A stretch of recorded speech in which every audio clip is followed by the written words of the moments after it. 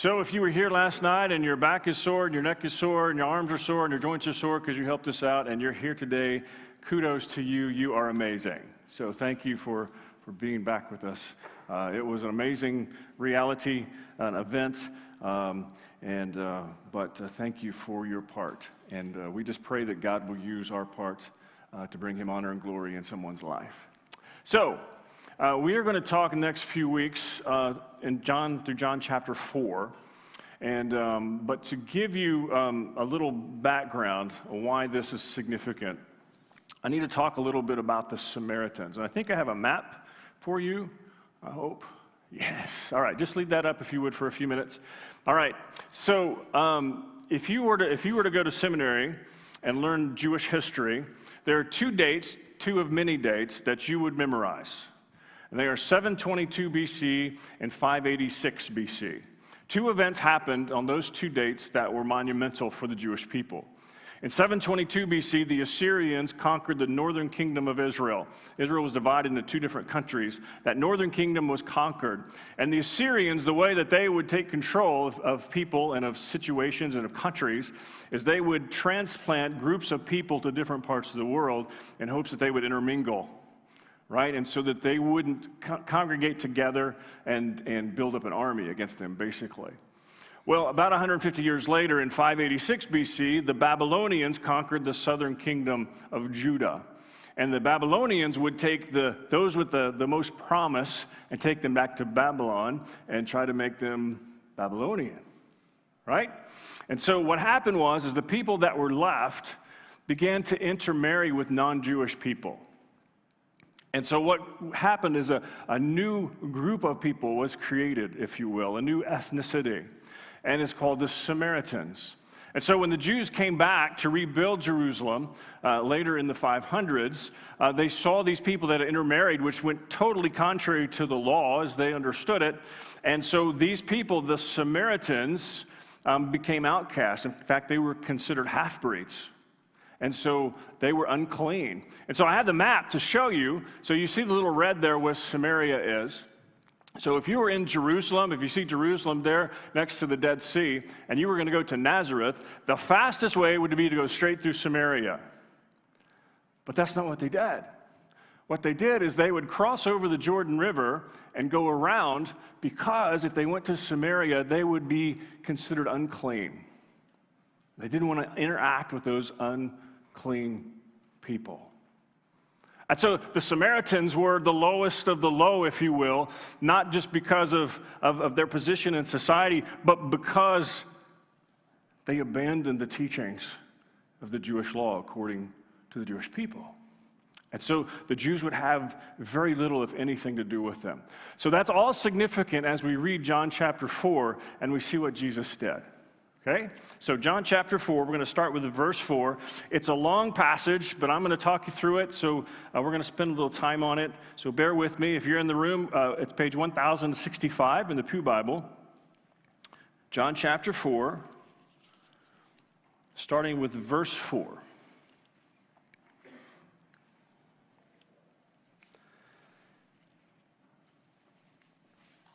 Now he had to go through Samaria. Now, I'm going to stop there and say the word had is interesting, right? He had to go through Samaria. It wasn't to save time because he stayed in Samaria for several days, all right? And so we'll talk about why he had to go through Samaria in a little bit. So he came to a town in Samaria called Sychar, near the plot of ground Jacob had given to his son Joseph. Jacob's well was there, and Jesus, tired as he was from the journey, sat down by the well. It was about noon. Verse 7, when a Samaritan woman came to draw water, Jesus said to her, "Will you give me a drink?" His disciples had gone into town to buy food. Okay, so I want to stop there and tell you, it's significant that this woman came to get water at noon, right? That was not the normal practice. So the households were divided very specifically. The men would go and work, the women would take care of the house, and part of the woman's duty was to go get water for the day. And so what would happen is one of the first things in the morning, the women would go as a group to the well and get water. This was obviously community, but it also provided safety. And so they would go to the well and they would come back together as a group. Well, this woman came by herself at noon. Now, you read the story and you find out why she did that. The reason that she did that was because she was an outcast in this culture. She had chosen a lifestyle or lived a lifestyle that made her the lowest on the totem pole, if you will, in her community. And so she was not allowed to be around the other women, right? So now, I want you to hear what I'm saying is that she was in the lowest people group in the Jewish thinking, and she was the lowest person in that people group. So when Jesus interacted with her, he was interacting with one of the lowest of the low, if you will. Okay? All right. So he asked her for a drink. Verse 9, she said, the Samaritan woman said to him, you are a Jew and I'm a Samaritan woman. How can you ask me for a drink? And John tells us, for Jews do not associate with Samaritans. So Jesus was breaking kind of two unspoken rules. One, a Jewish man was not to speak to a woman who he was not related to in public alone. And number two, he was not supposed to talk to a Samaritan. Now he is double jeopardy here, if you will. And so she said, why are you speaking to me? You're not supposed to do that, according to your custom. Jesus answered her and said, if you knew the gift of God and who it is that asks you for a drink, you would have asked him, and he would have given you living water. So Jesus comes back and he says, all right, here's what you need to understand. You don't realize who you're talking to, but I can offer you some water that's way better than what you're about to get. It is this living water. It is something that is internal that will spring up inside of you and transform you, which he'll say in a minute. It is a spiritual water that is transformational. I can offer you something that you've never had. Right?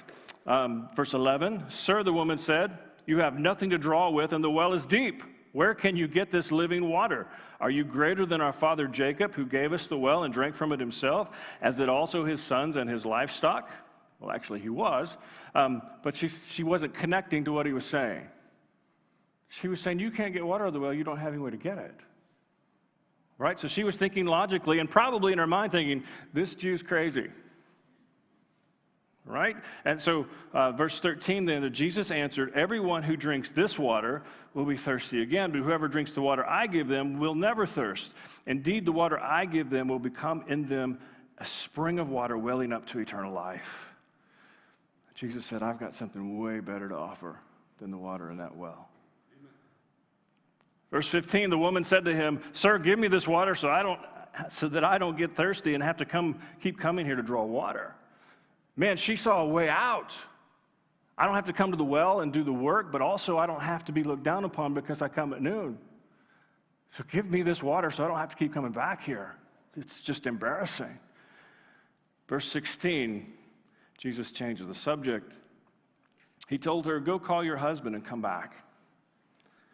Verse 17, I have no husband, she replied. Jesus said to her, you are right when you say you have no husband. The fact is, you've had 5 husbands, and the man you now have is not your husband. What you have just said is quite true.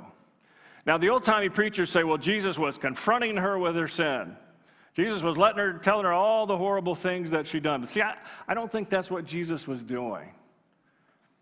I think Jesus was saying, I know your story. I know everything about you, but you can still have living water. Amen. I know the whole thing. Well, so she, where are we? The woman said, blah, blah, blah, blah, blah, verse 17, I have no husband. You are right. You've had 5 husbands. Verse 19, sir, the woman said, I can see that you are a prophet.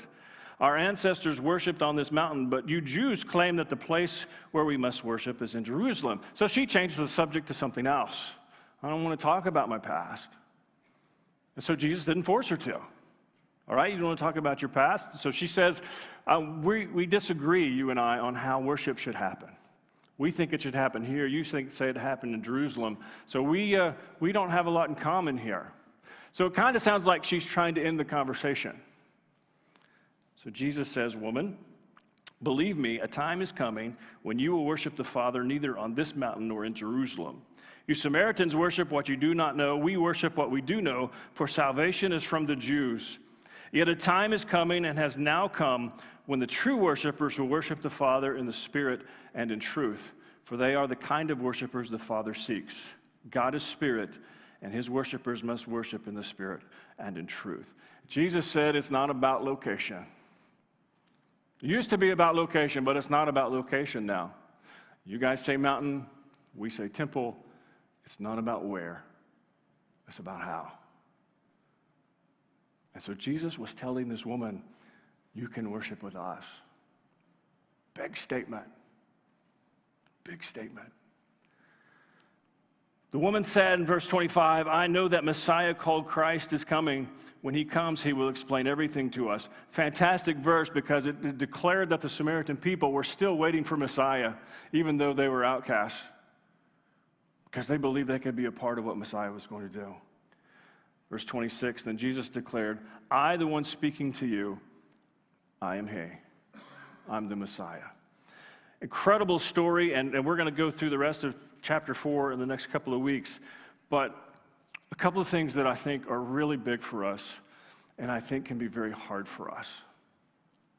Okay? The first one is this, is we have no right to put ourselves above anybody. If there ever was a person that had a right to put himself above somebody, it was Jesus. Jesus could have just ignored her, not had anything to do with her. And when it says he had to go through Samaria, why did he have to go through Samaria? It wasn't to save time. It was because there was a divine appointment that had to happen. There was a meeting with a woman who was the outcast in an outcast culture that he needed to talk to. That's why he had to go there. And he had to go and meet with her, and he had to show her and show the people of Samaria that his kingdom was welcoming of those who were outcast in the world. And Jesus refused to look down on her. He refused to put himself above her, even though he really was. He refused to put her in a lower spot than she was. Because he could have just let her have it. But he decided, you know what? She matters. Amen. And I think one of the struggles that we have now, Jesus often talked about the Samaritans, and so it was hard for people to take in what he was saying. If you remember the story of the Good Samaritan, that's an oxymoron for a Jewish person at that time. There is no Good Samaritan. They're all bad. And so he told the parable of the Good Samaritan, and he talked about the person who was beaten and left for dead on the side of the road. The priest walked by and didn't help. The Levite, who takes care of the temple, walked by and didn't help. But a Samaritan came, an outcast, someone who was not loved by the Jewish people, came and stopped and helped this person, tended to his wounds, and put him up in a hotel. And Jesus was having this discussion with a lawyer. And he asked the lawyer at the end of the story, which one was the person's neighbor? And the response wasn't the Samaritan. He couldn't say Samaritan. He said it's the one that helped him. And Jesus had this thing to let people know, the Samaritans matter to me. The Samaritans matter to God. I want to ask you a really hard question. I want to ask you a question that may be very, very difficult for you to be honest with yourself about. Who are your Samaritans? And I'm praying right now that God would put a picture in your brain of those people that are your Samaritans. Those that you may never say it, but in your mind you look down on them. Maybe it's people of a different ethnicity. Maybe this week it's a Georgia fan or a Gator fan.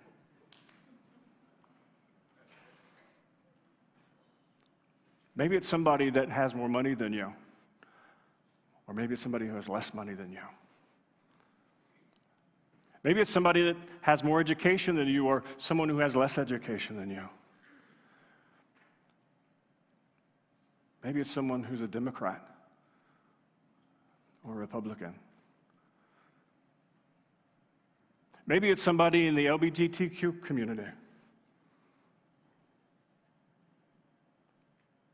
Maybe it's somebody who has road rage.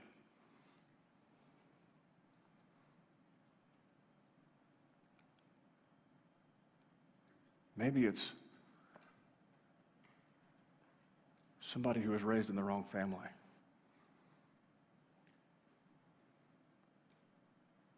Man, that's a tough question.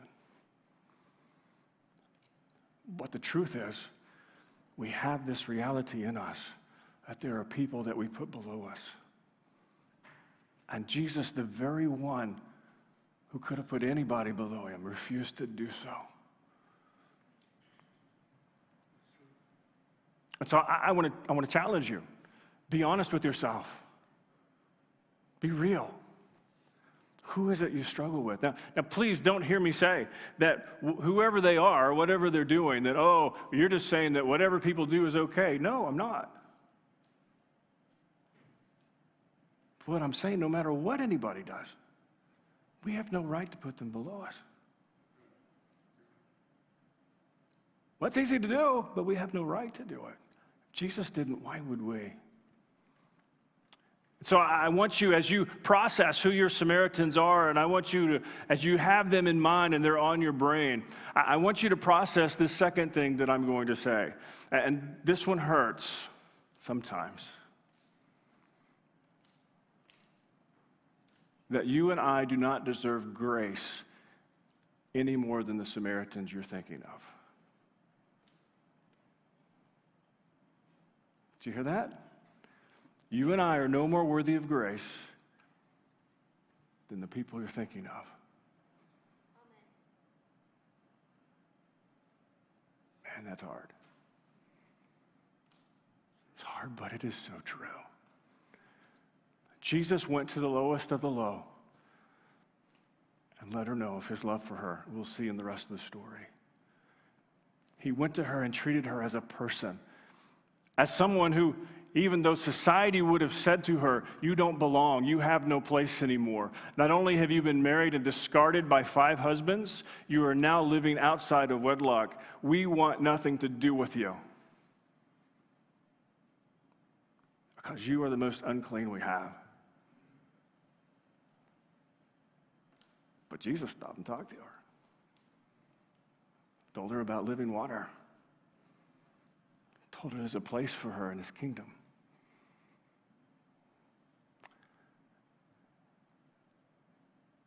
And grace is no more available to us than it is to any of our Samaritans. I want to tell you a story, and I've told you part of this story, but I've never told you the whole story. I'm going to try to tell the whole story today. I was pastoring a long, long time ago in a church far, far away, and I got a phone call from a widow lady in our church, very sweet lady, and she called and she said, my nephew was in a bad car wreck. Would you go see him in the hospital? And I agreed to do so, and now you have to understand where we lived. The hospital was an hour and a half away, all right? So I got in the car, and I was driving, and I was just praying for this event, and I said, Lord, if there's a conversation that we need to have, make it obvious, prepare his heart for that, and help me to know what to say, help me not to say anything dumb, all right? And so that was the prayer. And so I get there to the hospital, I get to his hospital room, and there's a policeman sitting outside the hospital room. And I said, listen, can I talk to him? I'm his family's pastor. And I showed him my business card back in the day when we had business cards. And he said, sure, go ahead. So I went in, and I started talking to this guy. I told him who I was. And immediately he just started sobbing. Just sobbing. I said, what's going on? And he said, it should have been me. I said, what you're talking about? See, he was driving drunk, and he hit a car. And the person that he hit was in the hospital, not sure if they were going to live or die. Should have been me. And I got to tell you, and I'm embarrassed to say at that moment, I was like, I'm just going to pray with this guy and leave.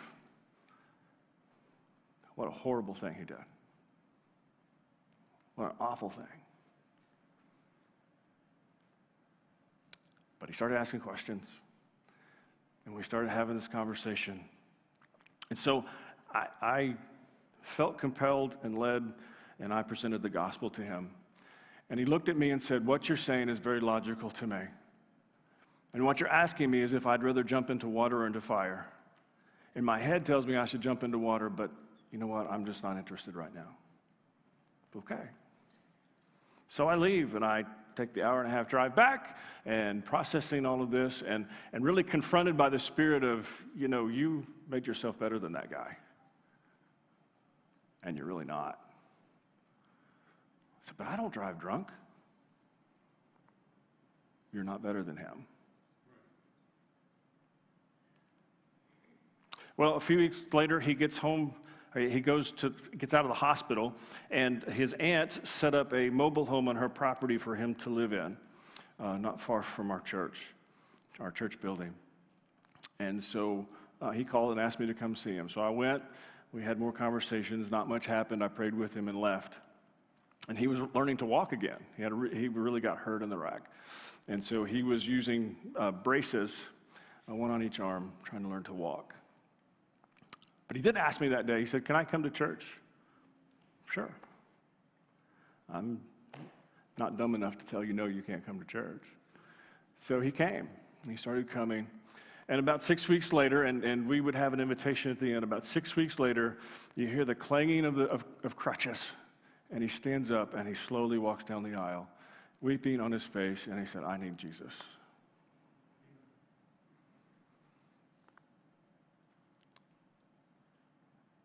And I walked away that day, and I said, Lord, I'm so sorry. What he did was wrong. And there was a price to pay, which he did. But he paid that price with Jesus instead of without him. Hear what I'm saying. You and I don't deserve the grace we've been given. We really don't. And when it comes to judgment, I want to tell you, you should be more interested in mercy than anything else, because that's what we're going to get when we get into heaven.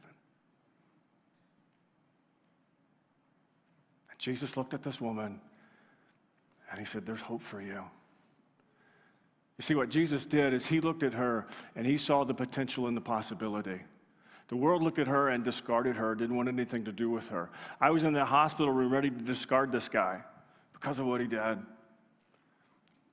But Jesus saw them both with potential and possibility. And so we go through this life journey, and we categorize people by their outward appearance or what they know or who they live or what family they're in. And you know what's phenomenal to me, and just as a side note, not one person in this room or not one person in this planet chose the family they were born into. Not one. And for us to downgrade somebody because they were born into the wrong family is way out of line.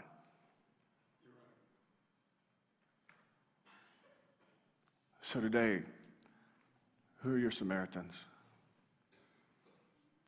Who are the people that when you see them, you say, don't like that person. Glad I'm better than that person. God can't love that person. That person doesn't exist.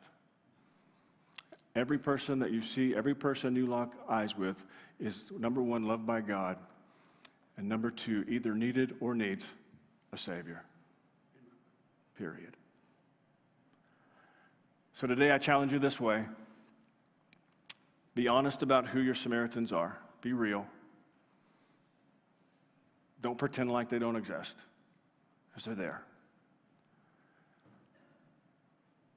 And pray and ask for a heart that sees the potential and the possibility of who they can become. And then look in the mirror and realize, that blood of Jesus was shed for me. I didn't deserve it either. Changes the whole thing. Who are your Samaritans? What are you going to do with it? Let's pray.